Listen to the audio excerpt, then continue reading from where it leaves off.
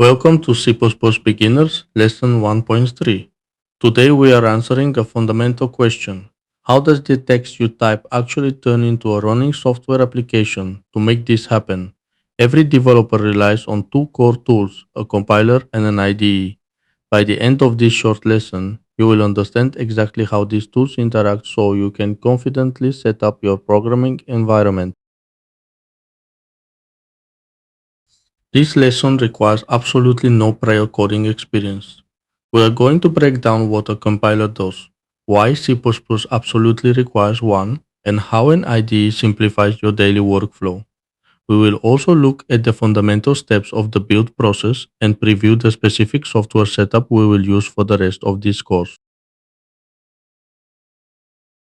Computers are powerful, but they are also quite simple at their core. They only understand binary, which is a sequence of zeros and ones. When you write C++, you are writing instructions in a human-friendly language. The compiler acts as your translator. It reads your code, checks it for syntax errors, and translates it into machine code. Without the compiler, your code is just a useless text document. You might wonder why we don't just run the code directly. Languages like Python or JavaScript use an interpreter to read and run code line by line on the fly.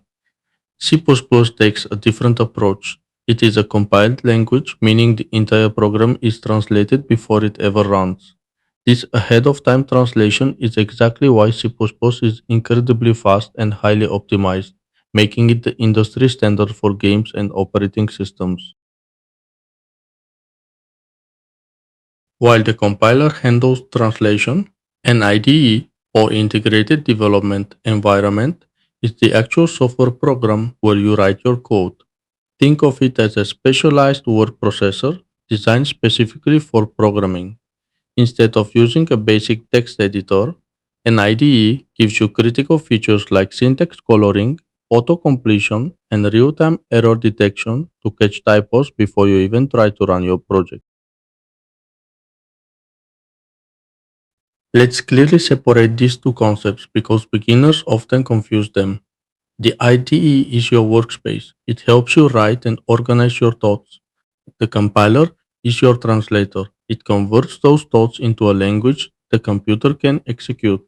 Modern IDEs usually come bundled with a compiler or connect to one automatically, giving you a seamless one-click experience to build your apps.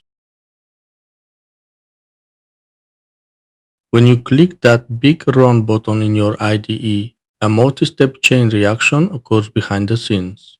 First, the preprocessor handles initial setup tasks like copying in outside libraries using include statements. Next, the compiler translates your specific code. Then, the linker hooks your code up with system dependencies. Finally, the operating system launches your finished program. You don't need to memorize these steps yet, but knowing this flow helps when troubleshooting. There is no single correct IDE to use for C++. Visual Studio is incredibly powerful and the standard on Windows, while C Lion is highly praised but requires a subscription. Code blocks and VS Code are also incredibly popular. For beginners, the best choice isn't the one with the most advanced features, it is the one that is easiest to install, runs reliably, and lets you focus on learning syntax without fighting the interface. For this course, we will be using the Visual Studio for all of our lessons, examples, and exercises.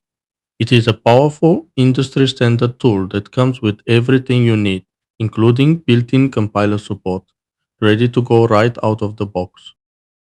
However, please do not worry if you are on a Mac or Linux or simply prefer a different setup. You are completely free to follow along using any IDE you like or even use quick online compilers for your practice. In a separate lesson, I will walk you through the complete installation and setup process for Visual Studio step by step so we can get your machine ready to code. Let's wrap up what we learned today.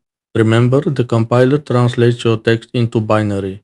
C++ is compiled for maximum speed, and your IDE is the workspace that ties all of these tools together. If you found this breakdown helpful, please drop a like, subscribe to the channel, and hit the bell icon so you never miss a lesson in this complete C++ series.